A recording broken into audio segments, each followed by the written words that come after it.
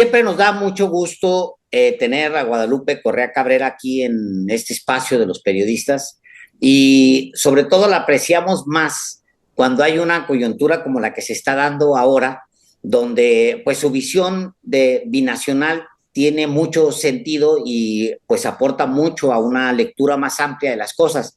Apenas recientemente se acaba de anunciar a un nuevo embajador, que es el que se supone va a acompañar la era Trump aquí en México. Y pues es un personaje polémico, es un soldado, es un instigador. ¿Qué es este personaje? Lupita, gracias por estar aquí y bienvenida nuevamente a los periodistas. Muchísimas gracias a ambos, Álvaro, Alejandro. Muchas gracias por la invitación. Esto es un tema fundamental, en mi opinión, porque la llegada de Trump a la presidencia de los Estados Unidos este 20 de enero realmente va a resultar ser como fue el primer periodo, ¿no? Una bomba en términos narrativos y también reales en México. Y bueno, el anuncio de este embajador. Y bueno, otros anuncios también y lo que han dicho muchos otros políticos estadounidenses desde 2023, cuando toda la plana mayor del Partido Republicano, del ala trumpista, obviamente, América Primero, pues ya se estuvieron pronunciando en algún sentido, ¿no? Y gracias de veras por invitarme a comentar sobre quién es el señor, el coronel Ron Johnson, que va a ser el próximo embajador de Estados Unidos en México. Si es que todo sale bien y si la presidenta Claudia Sheinbaum acepta las credenciales y todo sale bien, ¿no? Y Trump y Claudia aceptan sus embajadores en los dos lados. Alejandro y yo, Lupita, hicimos una aproximación a la biografía pública de Ron Johnson, primero como militar eh, durante 20 años, que terminó como coronel, luego su formación también en la CIA y en el mundo diplomático, de manera particular en El Salvador, alguien que lee, escribe, habla español, pero desde tu mirada efectivamente binacional, como conocedora de las tripas en Estados Unidos y como mexicana naturalmente, quiero preguntarte directamente, ¿quién es Ron Johnson? Ron Johnson es un personaje, como ya bien dices, ¿no? Y se ha escuchado en estos temas desde el anuncio que hace Donald Trump, ¿no? Él estuvo en las Fuerzas Especiales del Ejército de Estados Unidos, es un coronel, fue ex agente de la CIA en tiempos muy complicados, ¿no? También en la guerra de los Balcanes, ¿no? Intervino en la guerra civil en El Salvador, como Fuerzas Especiales de Estados Unidos, y en la OTAN, en la guerra de la OTAN, ¿no? En los Balcanes, balcanizar lo que fue, bueno, lo que fue la ex Yugoslavia. Es una persona que tiene mucho conocimiento de lo que es la infiltración, la propaganda, las fuerzas especiales del ejército de Estados Unidos, un hiperentrenamiento, ¿no? Saben hacer inteligencia, entrar en los países y estas dos experiencias, ¿no? La guerra civil de El Salvador, el papel que tuvo Estados Unidos, una guerra sangrienta, ¿no? Que tiene hasta hoy en día, pues, efectos fundamentales en Centroamérica y en otras partes, obviamente, de América Latina. El papel de la CIA durante la Guerra Fría fue devastador para muchos países de nuestro continente. Y bueno, sabemos lo que fue la Guerra de los Balcanes. Con esta nominación, el el presidente electo de los Estados Unidos, Donald Trump, en su segundo periodo, está dando una señal muy clara a México, que ya había estado dando, ¿no? Yo creo que desde el primer periodo como presidente de los Estados Unidos, al hablar de los bad hombres, recuerden, también su campaña fue antes, utilizó esta frase, pero a un par de días de que había tomado posesión de la presidencia de Estados Unidos, también en enero del año 2017, habla de los bad hombres, ¿no? Le da un mensaje directamente al expresidente Enrique Peña Nieto, diciendo que si ustedes no pueden con sus bad hombres, vamos a mandar a nuestros hombres para arreglar el problema que nosotros tenemos con sus bad hombres, ¿no? Supuestamente en ese tiempo se hablaba del muro, esa era la propaganda, esa era la narrativa, construir un muro porque del sur venía droga, venían migrantes, venía violencia. y habló muy claramente de los Bad Hombres en el año 2019, con la problemática entre Chihuahua y Sonora, la masacre de la familia Levarón, mujeres, niños, ¿no? Emboscados por grupos extraños del crimen organizado que supuestamente no sabemos realmente qué pasó, ¿no? Se adjudica el crimen organizado. Esta familia fue en caravana hacia Washington para encontrarse con el presidente Donald Trump y pedirle una cosa que ya estaba en la mesa, ¿no? Que había estado en la mesa desde el año 2012, que es declarar a los carteles mexicanos como organizaciones terroristas internacionales. Y en ese momento fue esa petición. El COVID quitó un poco este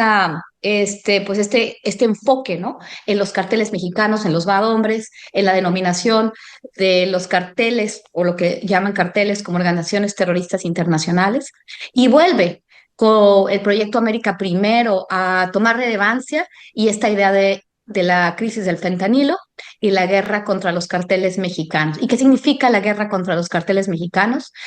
Dos congresistas, uno de Florida y uno de Texas, el señor Crenshaw y el señor, ay, se me olvidó el de Florida ahorita, pero me voy a acordar de este señor también. Estos dos congresistas hacen una propuesta de ir más allá de la denominación WALS, de la denominación de los carteles como organizaciones terroristas internacionales para enviar tropas a México y acabar con la crisis del fentanilo, ¿no?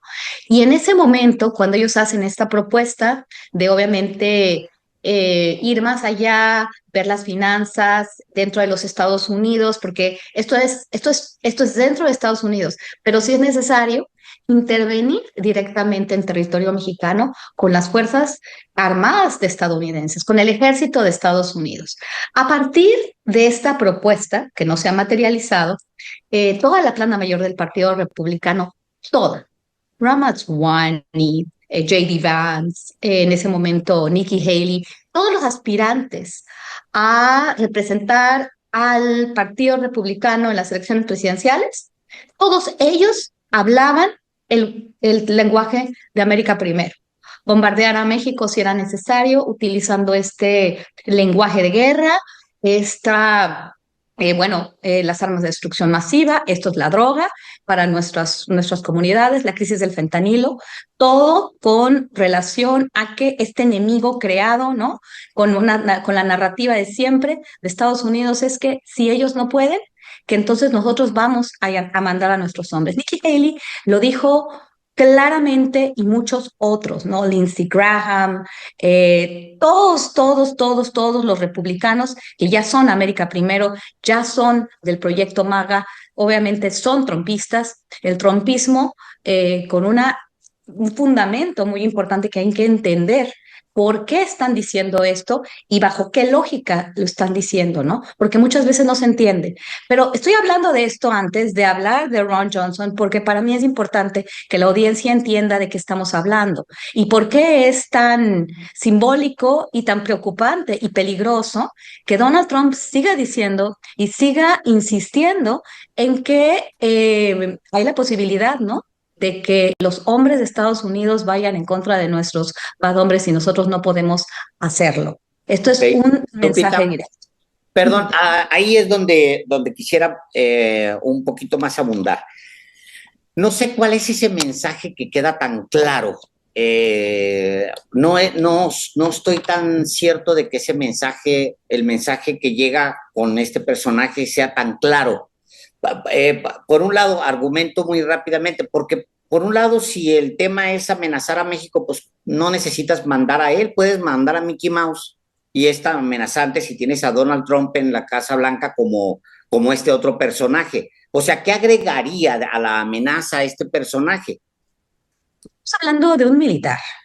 Estamos hablando de un señor que también fue embajador de Estados Unidos en El Salvador. ¿En qué año? En el año 2019. ¿Y quién entró en el año 2019? Nayib Bukele.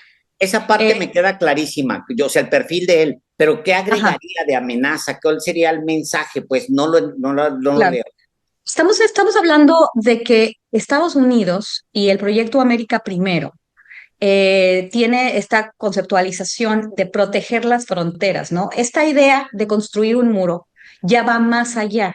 En realidad es volver a ser América grande, América primero, sellar la frontera México-Estados Unidos. ¿Y cómo se va a hacer esto?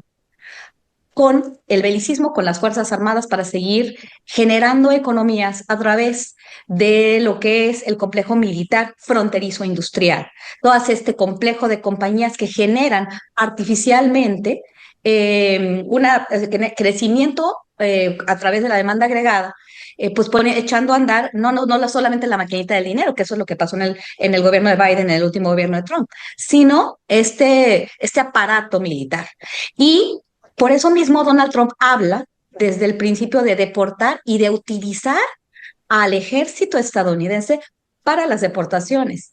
Y México es un componente fundamental del trumpismo. Hace un par de meses organizamos, tuve la oportunidad de organizar un evento en conjunto con la revista Norteamérica en el Centro de Investigaciones sobre América del Norte y hablamos sobre el trumpismo. Tuvimos un trumpista hablándonos de lo que significa la política exterior del proyecto América Primero, ¿no? Este concepto de soberanía, este concepto de fronteras y la utilización de las Fuerzas Armadas para proteger esta frontera, porque es un proyecto distinto.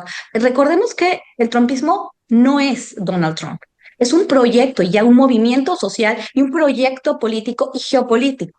Y entonces no es un solo hombre, es el ejército de Estados Unidos protegiendo sus fronteras, protegiendo su industria, obviamente en un contexto global, ¿no? O sea, pero realmente esa es la visión que se tiene que dar. O sea, vamos a redefinir nuestros términos de sociedad con Canadá y con Estados Unidos. Lo que dice Trump, las bromas que hace, que le dice gobernadora a Justin Trudeau, es parte de todo un concepto, es parte de todo un proyecto. No es un loco que se pone a decir locuras.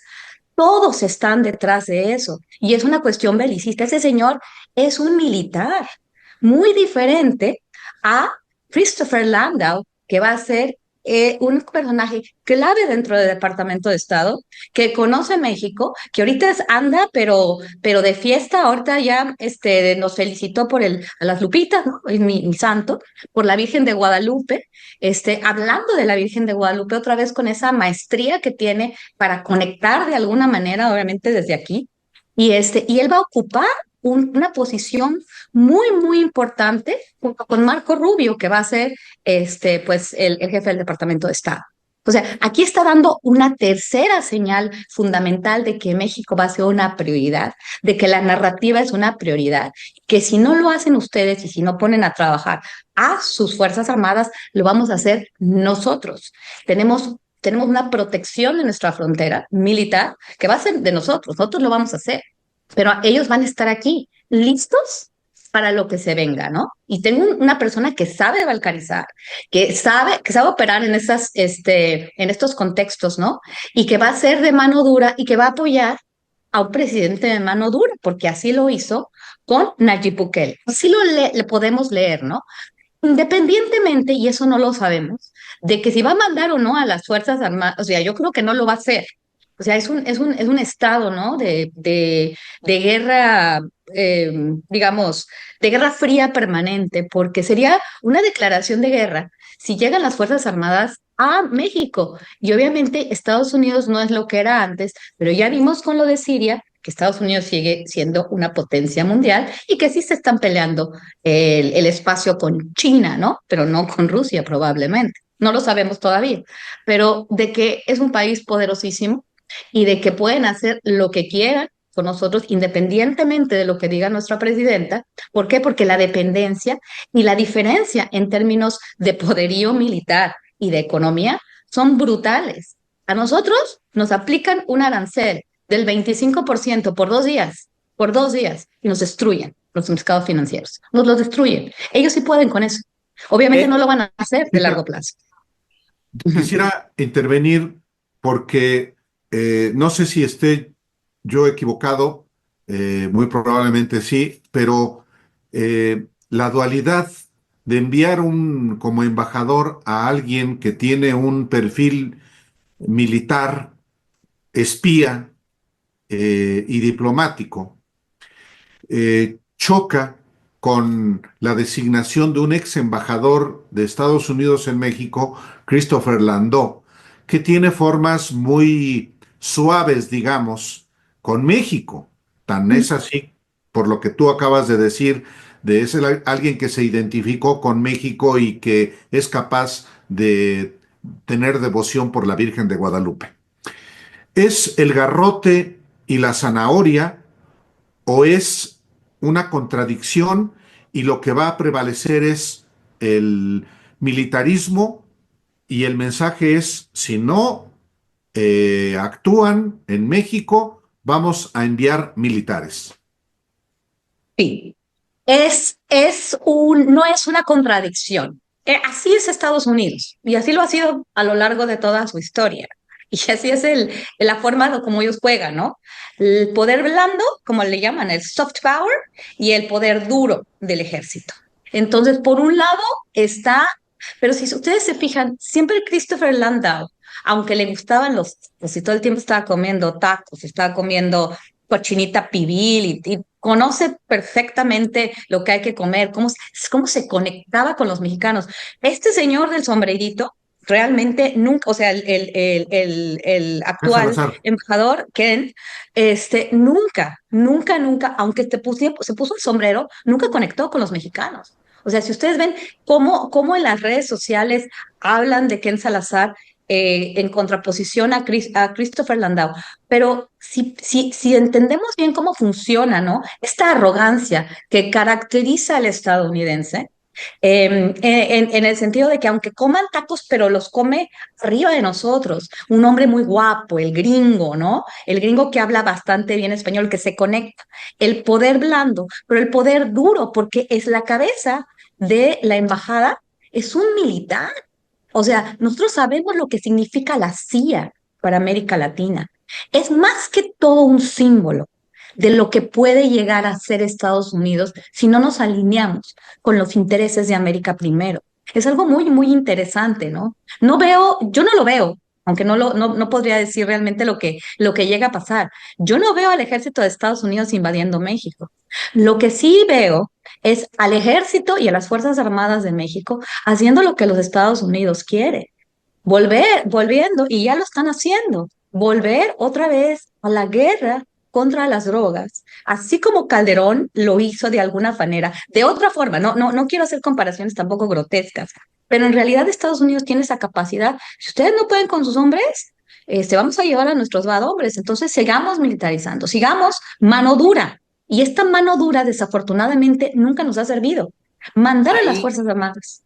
ahí es donde, Lupita, la nueva figura del embajador, pues no agrega como gran cosa. O sea, en realidad, en caso de que Estados Unidos se atreva a una cosa adicional a lo que siempre ha hecho, que es decir, presionar para que le den acceso a México, presionar para que sus fuerzas operen aquí, presionar, estar adentro, estar presente, vender lo que se le pegue la gana, vender armas, entregar armas, etcétera.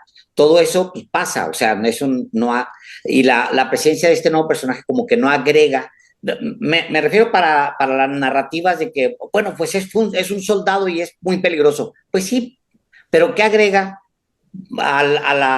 digamos, al riesgo que se tiene ya en este momento? ¿Qué puede hacer él más? O sea, por eso yo digo, Ya te pues, entiendo. si mandas a Sí. Mickey Mouse y tienes el mismo riesgo, si a Trump se le ocurre y a Washington se le ocurre, pues nuestro problema no es el embajador, el nuevo embajador, nuestro problema se llama Washington. Sí, pero es que ustedes están pensando en México, desde México y como mexicanos. Entiendo No perfectamente. tengo otra manera de pensarlo, Lupita, perdón. No, Sí, y digo, no es una crítica. no, La no, cosa, la cuestión no es una crítica de ninguna manera, ¿no? Simplemente estoy diciendo que también está enviando símbolos. Los estadounidenses y el gobierno estadounidense siempre ha jugado varios juegos, ¿no? La política exterior estadounidense es muy compleja. Entonces, una cosa es lo que le dice al país.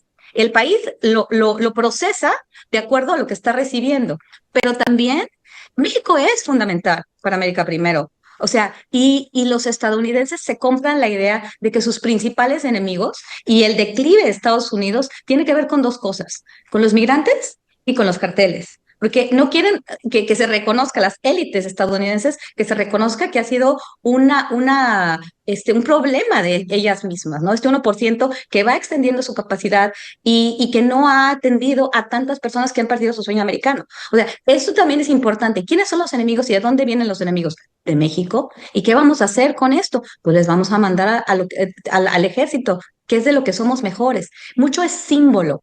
Este símbolo no solamente es decir, oiga, señores, les voy a meter aquí un agente de la CIA que les va a hacer operaciones especiales. También están dándole un mensaje a su propio electorado. O sea, por eso te digo, no es una crítica, ¿no? Es que hay que entender esto cómo está jugando también el trumpismo, este proyecto, con su propia gente y su base de apoyo. O sea, los estadounidenses se sienten más seguros teniendo un coronel en México como que va a ser mano dura, ¿no? Y que va a ayudar a Estados Unidos a que ejerza un control férreo, porque los enemigos están en México. Lo que también puede ser es que también jueguen un poco con esta presión en un sentido más fuerte, ¿no? No es lo mismo tener a un Christopher Landau o tener a un Ken Salazar que tiene un sombrerito y que pues que como que no sabemos bien, a este señor que es un coronel, ¿no? También, pues si no hacen esto, si no mandas a tu a la Guardia Nacional a la frontera cuando yo quiero que me cortes el flujo de migrantes, si se me empiezan a hacer caravanas, pues aquí tengo un señor fuerte, ¿no? Juega de los dos lados. O sea, yo sé que efectivamente, que un militar o que no, pues es lo mismo, ¿no? Ellos van a seguir vendiendo armas, nos van a seguir presionando, hay muchas formas de ejercer este poder blando, pero esto también es un símbolo para ellos. Estamos protegiendo nuestra frontera. Tenemos a un hombre fuerte, un coronel. Lo que significa el ejército para los estadounidenses es algo muy particular. Y yo no lo entendía hasta que no viví ahí varios años, porque es un país que se ha beneficiado de la guerra, ¿no? El belicismo estadounidense es lo que ha hecho a América grande. O sea, y eso es algo importantísimo. Y el orgullo que sienten los estadounidenses con su ejército es impresionante, ¿no? Los veteranos son los que pasan primero. O sea, aunque no han peleado las guerras, dentro de su mismo país siempre las pelean afuera, pero ese es su orgullo, porque eso es lo que los ha hecho, lo que son los Estados Unidos de América. Entonces, en ese sentido, por eso me parece un personaje fundamental y el símbolo, y es muy duro para nosotros. O sea, es ejercer este control y ejercerlo a través de la cuestión militar, ¿no? Que también a México es un golpe mucho más duro, ¿no? En mi opinión. Guadalupe Correa Cabrera, como siempre es un gusto platicar contigo. En este caso, pues un asunto que concierne a dos países que tú conoces muy bien. Muchísimas gracias y como siempre, esta es tu casa. Muchísimas gracias, José, y un placer de veras estar con ustedes dos siempre. Muchísimas gracias.